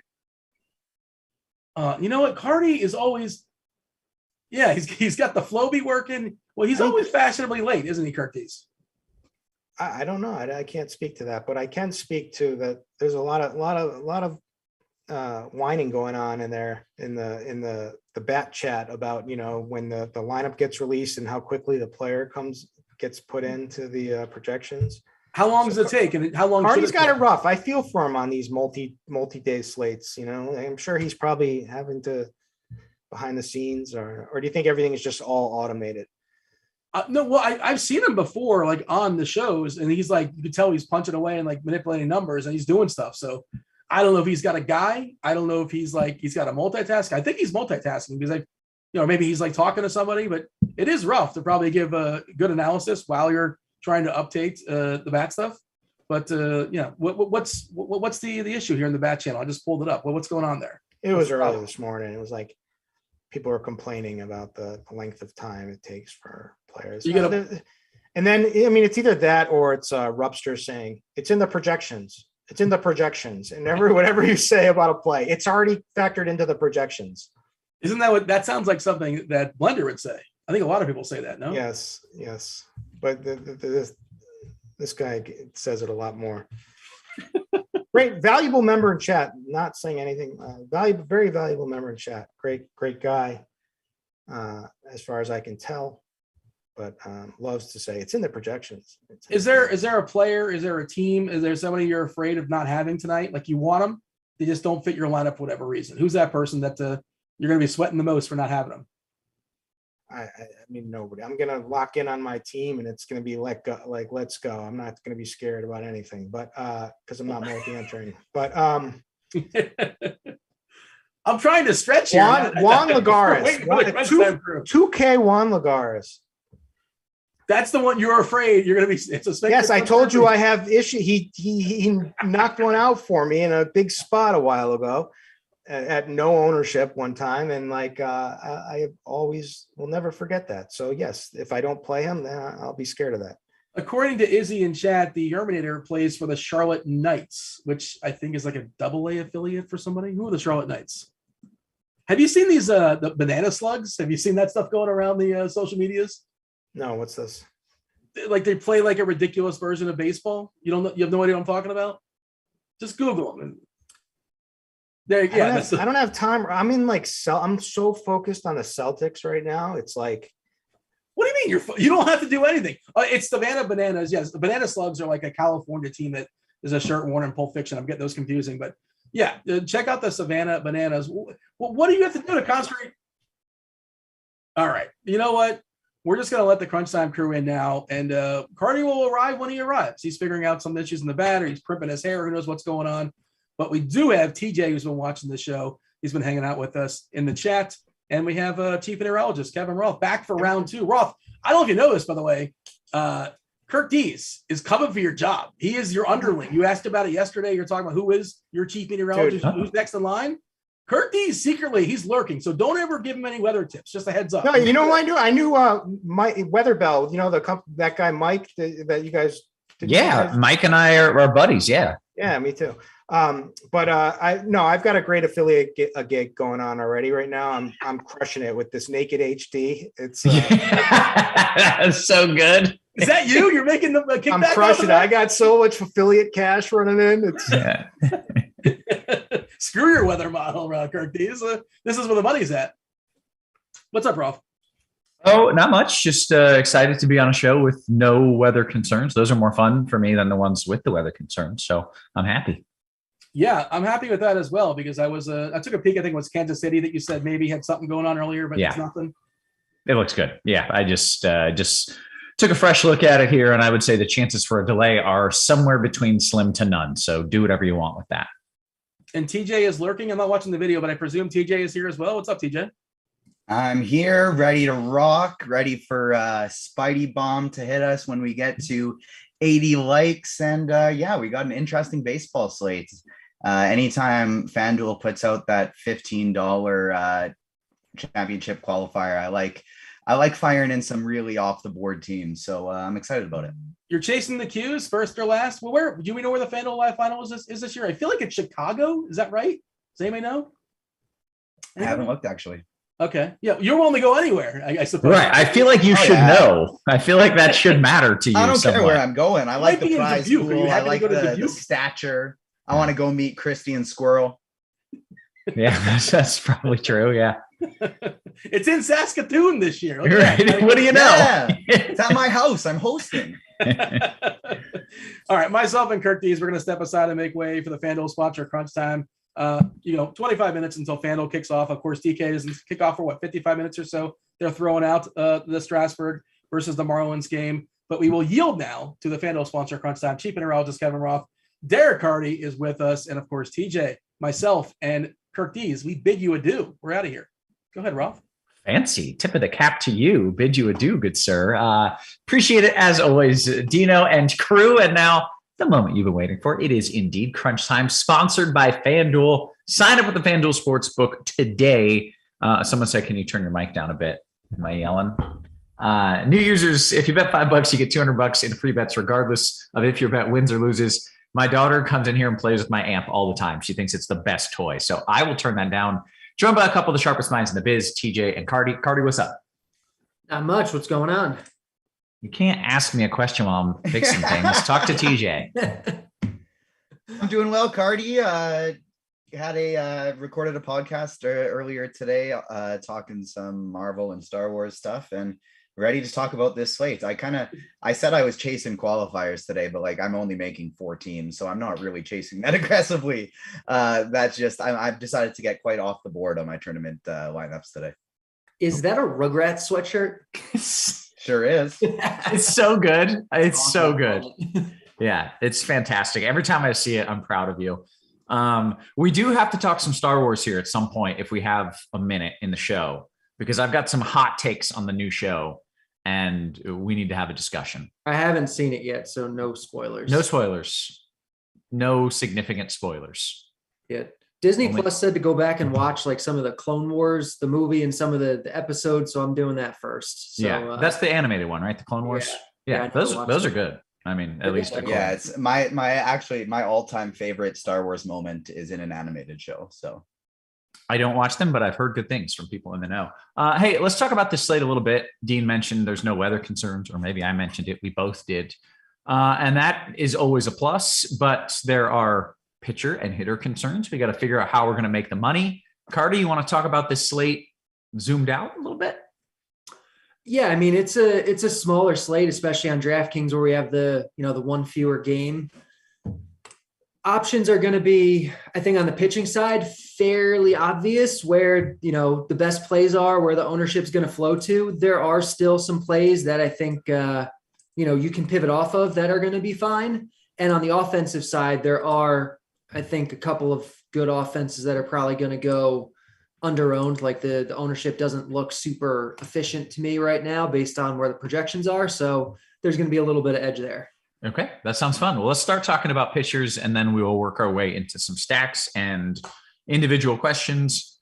Also, Carty, do you think it's best if we go through the whole slate in the next 20 minutes, or do you think we should just focus on FanDuel because it's a huge difference?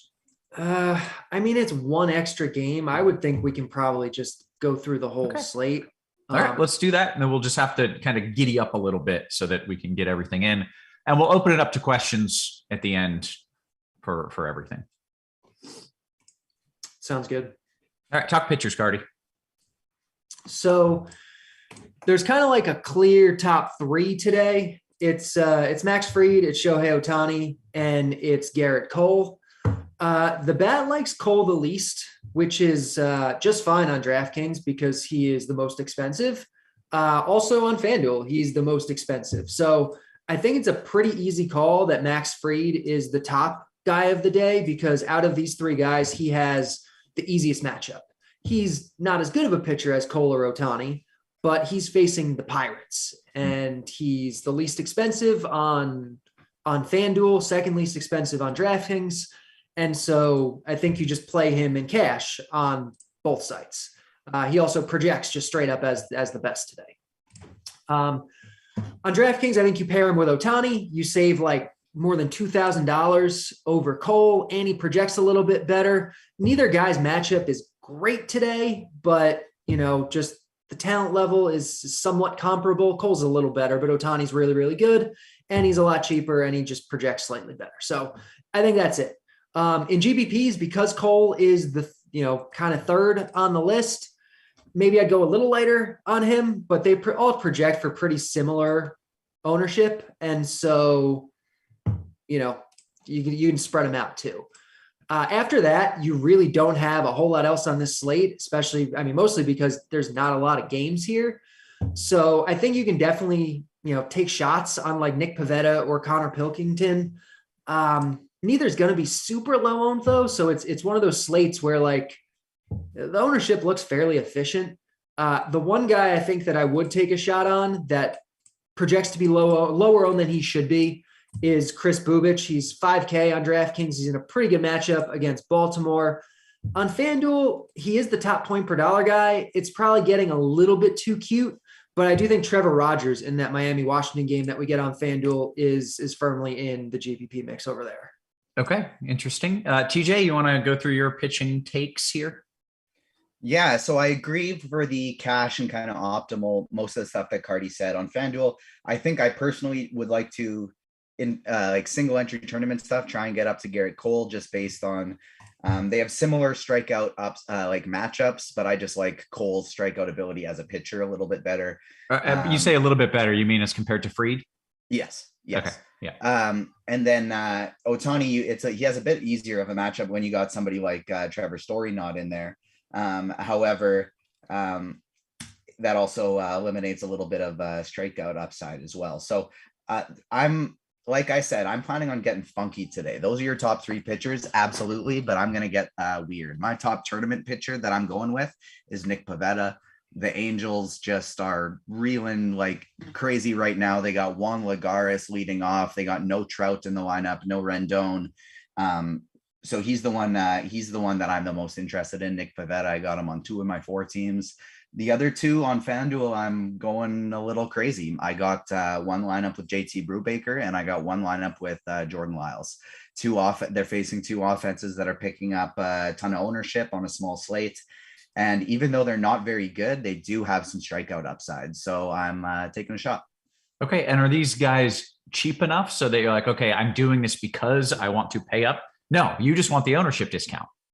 Yes. And they're enough of a discount over the expensive pitchers that I can get to some more expensive stacks that I couldn't otherwise, or maybe could otherwise, but I can now have my one-offs being Jose Ramirez and Aaron Judge instead of cheap guys.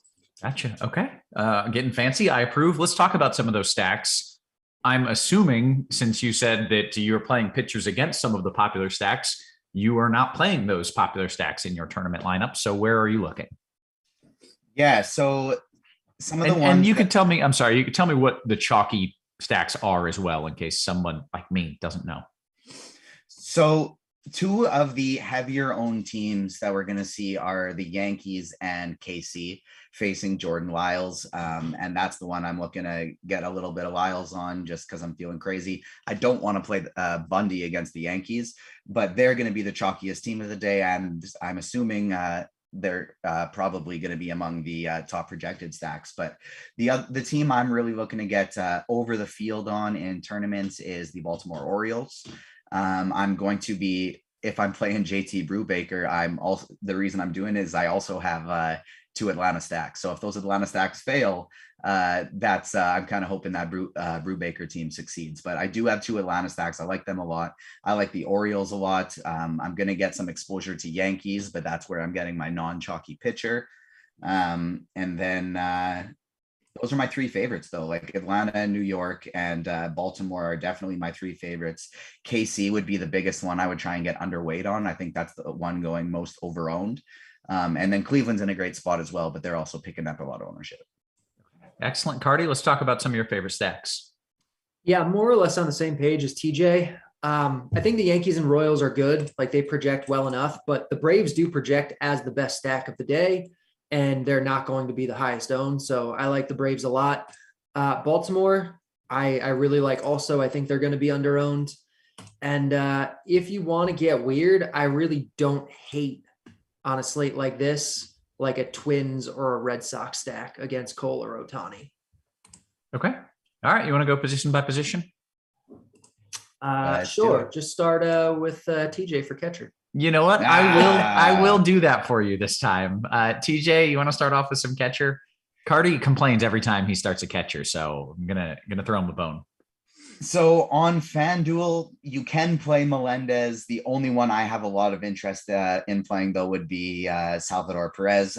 Even though I don't love KC, I really like a many stack of Perez and Bobby Whitt Jr. So you can play Perez there. But over on DraftKings, up top, you got Perez as your top option, and he's picking up a lot of ownership. Down low, you can punt with Robinson Chirinos all the way down at 2K, or a little bit up to Jose Trevino. Those are both fine. A tournament guy I like quite a bit would be Travis d'Arnaud, paying all the way up and including him in a Brave stack. Carty, catch your thoughts. Yeah, the Royals guys are the best catchers today. Salvador Perez and then Melendez, right after him. So it's really just a matter of price point. But I think even on FanDuel, like first base, we're going to get to it, is not awesome today. I think you can play one of these catchers in the first base catcher spot on FanDuel. Obviously on DraftKings, you have to play one of them. I do think Salvi, I do think Melendez are really good. With TJ on the d'Arnaud call in your Brave stacks. And then in terms of like cheaper guys, like you can play a 2K Robinson Chirinos in your Baltimore stack, or you can play Sean Murphy. Even in cash, I think Sean Murphy is viable. 3.4K, hitting cleanup, platoon advantage against Pilkington, really elite hitters park, big upgrade for him. So yeah, that's kind of the catcher rundown. Okay, first base. Love the Murphy call. That was somebody I forgot about. And I want to say before Carty gets to first base here, we're 9 likes away from the Spidey bomb. And I'm asking for less than a third of the amount of likes. So it's not even tough. That's easy. Yeah, we'll get that. All right, Carty, first base. So the high-end first basemen are Anthony Rizzo and Matt Olson. I don't think either one is in like such a good spot that you have to go out of your way to play them. They're both really good, but I would much rather, I think, save money on one of the Baltimore guys. And again, more for DraftKings. On FanDuel, I really think you can play the Royals, but you can also play these Baltimore guys. Trey Mancini and Ryan Mountcastle in particular on DraftKings. Mountcastle's hitting cleanup. He's got the platoon advantage against Bubic. He's 3.1K, one of the better weather spots of the day. And so I think Mountcastle is a really good play here. If you need to like super punt it, Carlos Santana's 2.2K. For KC tonight against Lyles, I'm fine with that too. Okay. TJ, talk some first. 81, we did it. Spike bomb time. It's Ryan Mountcastle. They're my favorite lower owned stack in tournaments, especially on FanDuel, where you can get him they're on the same price, both FanDuel and DraftKings. And obviously that price is a lot more valuable on DraftKings. So he'll be a bit chalkier there, but I'm still playing him on FanDuel where he's going to be a bit lower owned. But I absolutely love him on both sites. In cash games and tournaments, Mountcastle would be the guy that I'd go to personally in tournaments. Josh Naylor's interesting as well on DraftKings. Matt Olson, Anthony Rizzo, all of them are great plays. Personally, I just I like the discount with Mountcastle. I'm good with Mancini as well. On FanDuel, I'm actually getting to a little bit of Tyler Nevin also, first baseman for Baltimore.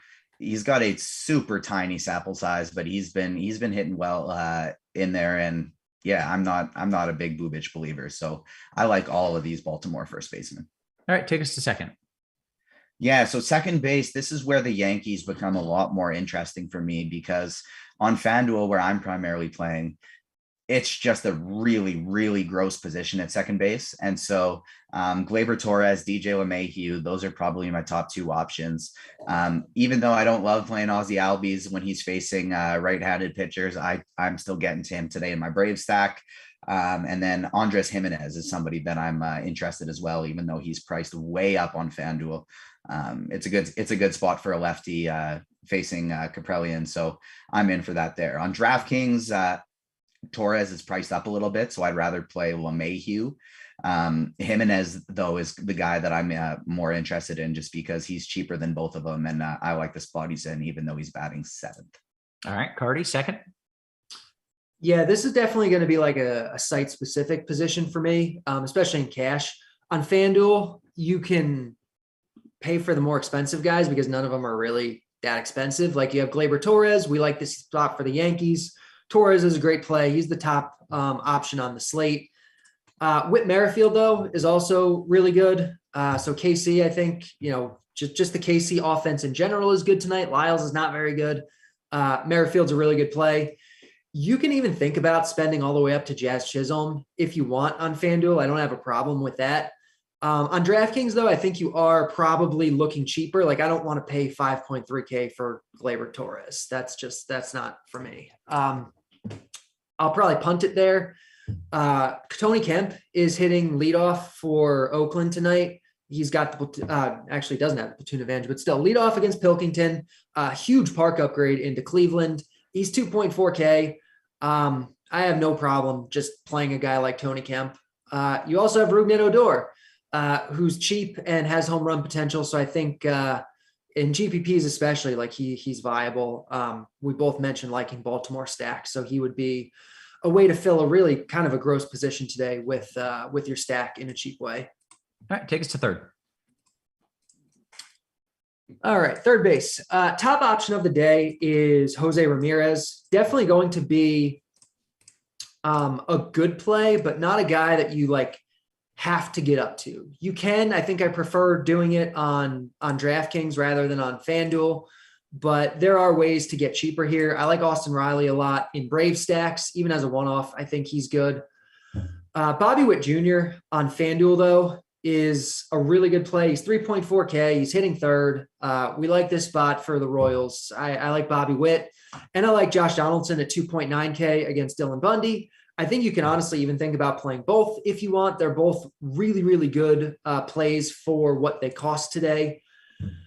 Over on DraftKings, again, you're going double aces, so you're going to have to save at a few spots. And I think second and third base are spots where you can definitely think about doing it because the high-end options aren't like great. So like you can punt it with Emmanuel Rivera for KC at 2.4K. You can punt with Tyler Nevin at 2.3K for Baltimore. That kind of thing is totally fine if you're not spending up on a Jose Ramirez or an Austin Riley. And then I like Rafael Devers a lot as a low-owned guy, especially in GPPs, especially in your Boston stacks. TJ third. No notes. No notes. I don't know what that means. Nothing to add. Oh, okay. Just Carty nailed it. Spot on. Okay. The literal one thing I was going to add to what he said was I like Devers as a one-off low-owned home run option and nailed it. So yeah, let's do some shortstop. I like it. I like Bobby Witt Jr. here as well. Jazz Chisholm on FanDuel. I'd rather play him on second than short just because I like the position a little bit less. Same with a guy like Jimenez. Dansby Swanson's probably my favorite guy here, though. 3,500 on FanDuel, not too expensive, not tough to get to, not picking up crazy ownership. That's probably my top guy. If you do need to save a bit more salary, somebody like a Kenner Falefa and stacks, you could do. I have one team where I'm including Jorge Mateo in my Baltimore stack. But that's pretty much it for me. This one is on FanDuel. Dansby Swanson is my guy. On DraftKings, you can flip a coin between Witt and Swanson for my two favorites. Carty, let's get to short and then knock out the outfield real fast. Yeah, I'm very much with TJ here. I think Bobby Witt is the cash play on both sites. I like Swanson a lot in Atlanta stacks. I think Mateo is totally fine in Baltimore stacks, and that's pretty much shortstop. Okay. If you're playing on Outfield. FanDuel, we did just get Nelson Cruz scratched for Washington. So I think Carty mentioned the bat may have liked Trevor Rogers potentially as like a cheapie something. And so without Nelson Cruz, I got to imagine that gets a little bit better. Yeah, that's even better. So I like Rogers a lot in GPPs. Okay, great. Carty, take it to the outfield real fast. We've got only 4 minutes until lock.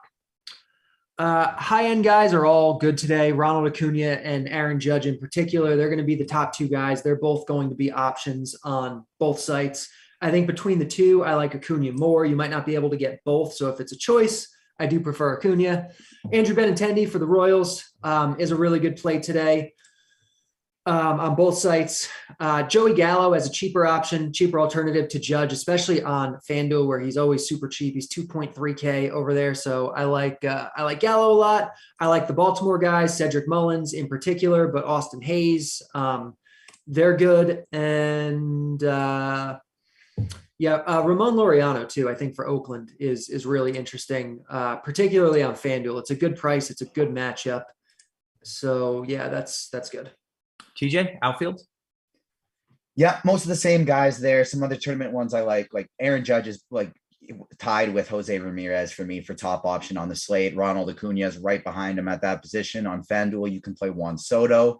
A very low owned tournament option I'm very interested in on FanDuel where he's only 3,600 is Byron Buxton. But other than that, it's a few more of these Baltimore guys. It's Austin Hayes, it's Cedric Mullins, guys like that, and then even cheap Cleveland ones like Oscar Gonzalez and cheap Braves like Adam Duvall and Michael Harris. Okay. One stack to win it all. TJ, where are you going if this is single entry? Baltimore. Carty, one stack to win it all. Who you got? I like Baltimore. I'd probably say Atlanta though. Okay, excellent. Guys, we've got 3 minutes here until FanDuel lock. We'll take some questions. Specifically, hopefully FanDuel ones. But if we don't have any of those, I'll take DK too. I have one. Yeah, let's hear it. Carty in a crazy GPP on FanDuel. JT Brubaker and Jorge Mateo completing a Baltimore stack, or Trevor Rogers and Bobby Whitt Jr. as a one-off. I think I go with the Trevor Rogers one. Let's do it. I like it. FanDuel single entry here. TJ, I'm giving this to you. Judge or Acuna Jr.? Judge. All right. Carty, is Adrianza okay as a punt at second or short at min on FanDuel? He's batting second. He's also terrible at baseball. I mean, on FanDuel, I think it's unnecessary. If you have to, fine, but he's not good. Okay. TJ, how nuts am I for playing a Boston stack with Lyles Cole pitching pairing in a DK GPP? The Lyles thing is nuts, but I'm doing it too. So ooh, very nice. Okay. Carty, on FanDuel, if you can only have one, who you got? Mancini, Hayes, or wonderful emoji work here, Mount Castle. It's good emojis there. If price isn't a thing, it's Mancini was one of the options, right? It was Mancini, Hayes, or Mount Castle. Yeah, I think I go Mancini. And TJ, if it's you, it's Mount Castle, right? Yeah. Yeah. All right. Amateur hour. Hey, DK GPPs, TJ Cole and DJ LeMahieu, or Fried and Torres? Cole and LeMahieu. All right. I got a minute or so until the lock. If you've got those questions, get them in. Let's see. Scroll up a little bit. It's a morning question. Yeah, we got all caught up. Carty, so out of the top pitchers, the top tier pitchers, would you agree that Ohtani is the most likely one to get blown up? No, not necessarily. Maybe marginally so. Yeah. But I really don't think, I think Cole's chance of getting blown up is not that much less. And even Fried is not that great of a pitcher. It's the Pirates, but I wouldn't be shocked. Okay. DK GPP, TJ, in 20 lineups, is it okay to play a lineup or two of twin stacks since everybody's under 2% owned except Polanco and Arias, and they're low as well? I'd only probably want to put it in one or two of those teams, but I think it's reasonable. Okay. TJ getting love. One team. Yeah. Thoughts on Chilmson? Chilmson. Chisholm? Yeah, I'm thinking. Oh, it's probably Chisholm. There we go. Chisholm. That makes more sense. Yeah. He's expensive, but you can play him. He's great. Yeah. Okay. I was like, Chilmson. That's so difficult to pronounce that can't possibly be someone's name. That one literally just locked. That was the one game that just locked. So that's why I was like, yeah, get it. You can do it. You can do it. Okay. Good job. Good job. TJ getting some love in the Discord for the sweatshirt, not surprisingly impossible. Like, when you wear that out in public, are you just constantly stopped and people are like, that is the greatest sweatshirt I've ever seen? It's definitely my most complimented piece of clothing. Yeah. I do want to say I feel like we didn't touch on it too much. You definitely get an upgrade on Shohei Ohtani today because there's no Trevor Story and there's no Xander Bogaerts in the lineup. Okay. Good note there. All right. We've already run through some DK. So if you have DK questions, please do get them in. In the meantime, while we stall, because there's no questions, TJ, are you a fan of the Obi-Wan show? I love it. I want to love it, but the problem is it's not good, TJ. It is. I think the reason why without us having spoken about it, I think my guess as to why you're not enjoying it is you kind of expected a high action, lots of lightsaber expecting stuff. But it's also important to remember it's tough to write a series when you know the fates of the main protagonist and you know the fates of the main antagonist. You know both of these answers already. You know how their stories end. And you have to fit a very tight window of canon to make sure you're not disregarding anything through the animated stuff, because that's part of it as well.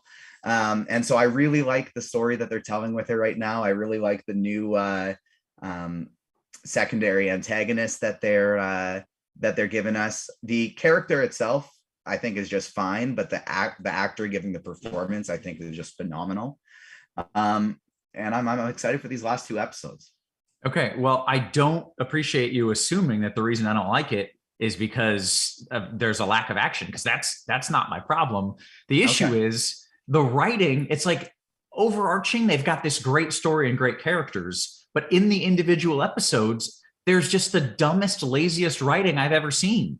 There was one point where it took 3 grown men 3 minutes to chase down a toddler, and they were bumbling through the forest, bonking their heads on trees. Like, why am I watching this? There was another Carty, how scene. much do you know about the show? Because I don't want to spoil anything. I know literally nothing about it. Okay, then There's another scene that happened a couple episodes ago where a main character was on the verge of dying, and they were saved by like a 3-foot wall of fire, as if the greatest Dark Lord in the universe is like, oh, there's a 3-foot wall of fire. I better stop now and let them escape. It's just stupid, lazy writing like that pisses me off. Like, it should be so great. The characters are so great. The acting is good. Like, just stop doing stupid, lazy things. I'm angry about it because I think it should be awesome and it's not. As if all Star Wars moments hasn't had moments where they just stop and stare at each other because there was a fire or some type of barrier that happened. It's for the emotional tension. Sure. I get that there's a certain amount of corniness and randomness to Star Wars in general, but I don't know, man. It's just, it's really bugging me a little bit, some of the dumb things. Okay, we agree to disagree on this one. I still love you. I'm still going to watch it. And at the end of the shows, like the last 3 shows, I finished watching, and then a few hours later, I was like, oh, I should watch the end of that Star Wars I didn't finish. And I'll fire it up and go. I'm like, oh, no, I did finish it. It was just so uneventful and so not impressive to me that I didn't even realize I finished the damn episode. That's not a great sign of a show. All right. Now that we've stalled, we do have some questions in. By the way, if you have any takes on the Star Wars show, please get them in. Pop them in the Discord here. All right. All else equal, Carty, since I don't agree with TJ and I'm mad at him right now. Rizzo or Olsen, all else being equal. It's probably Rizzo, but it's fairly close. TJ, Fanduel GPP, last man in, Merrifield or Torres? Torres.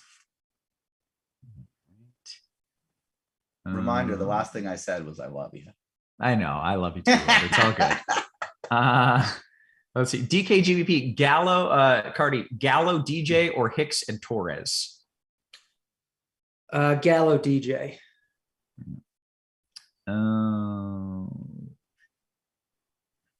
Here's the thing, though. Roth has already proven that his taste in pop culture is questionable. So I don't even know if I'm concerned at all to watch this show right now. Wait a second. Is this because I didn't like that horrible song? Yes, of course it is, Roth. Get out of here.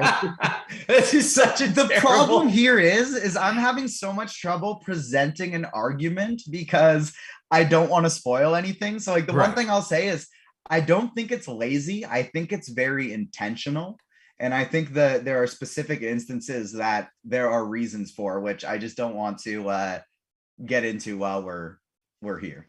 The bad guys look like something out of the show, like Power Rangers. When the there's parkour scene was horrific.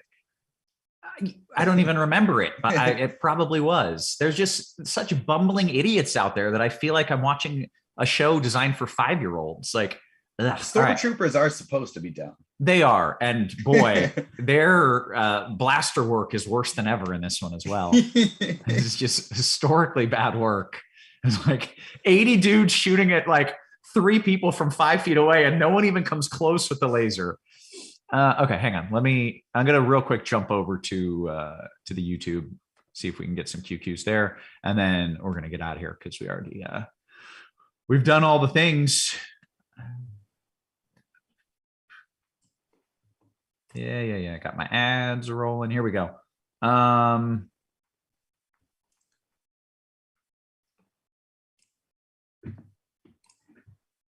It's mostly just people arguing about Star Wars over there. So I think we're actually good here.